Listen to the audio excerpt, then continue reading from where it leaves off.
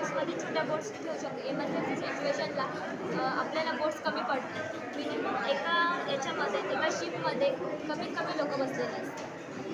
म्हणजे मिनिमम 1000 लोक असतात जर त्या आणि त्याच्यासाठी ना कमी शिप अवेलेबल असल्यामुळे बऱ्याच लोकांना एमर्जन्सीच्या वेळी जीव गमवावा लागतो. आणि एमर्जन्सी सिच्युएशनमध्ये ह्या अशी हॉलमध्ये ज्या आपण शिप ठेवलेल्या असतात ना छोट्या बोट्स असतात लाईफ बोट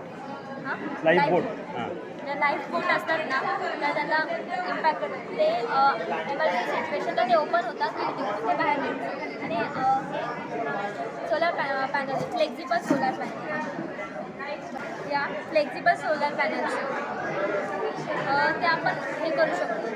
त्या आपण जनरली बघतो की फ्यूल असतं आपल्या जनरली शिप फ्यूलवर चालतं एनर्जीवर चालत नाही. पण मी असे शिप मॉडेल केले की ती एनर्जीवर चालते. आपले सोलर पॅनल्स आपण जेवढे अप्पर सरफेस असतो शिपचा तिथे सगळीकडे आपण फ्लेक्झिबल सोलर पॅनल त्या फ्लोअरवर लावू शकतो. ते जर लावले तर त्यावर आपल्याला बरीचशी मदत होते आणि जास्त एनर्जी आपण ॲब्झॉर्ब करू शकतो सनलाईटवर.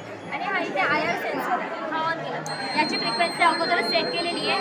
तो समोरच्या ऑब्स्टॅकलवर जातो आणि रिॲक्ट होऊन तो परत येतो आणि बजर वाजू लागतो. बजर वाजला की कॅप्टनला समजतं की समोर ऑब्स्टॅकल आला आहे. मग आपण शिप थांबवावी किंवा टर्न करून जसं यामुळे मोठमोठा लोक टळू शकतो. हे अशी शिप मॉडेल केलेली आहे.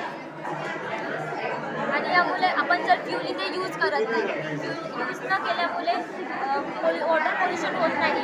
बऱ्याच जीवजंतू जे पाण्यात राहतात त्यांना वाचले जातात याच्यामध्ये.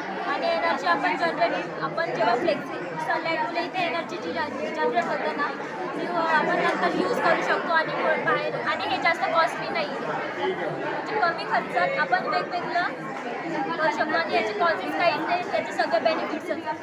आणि यामध्ये आपण एका देशातून दुसऱ्या देशात जाण्यासाठी सुद्धा आपण हे यूज करू शकतो.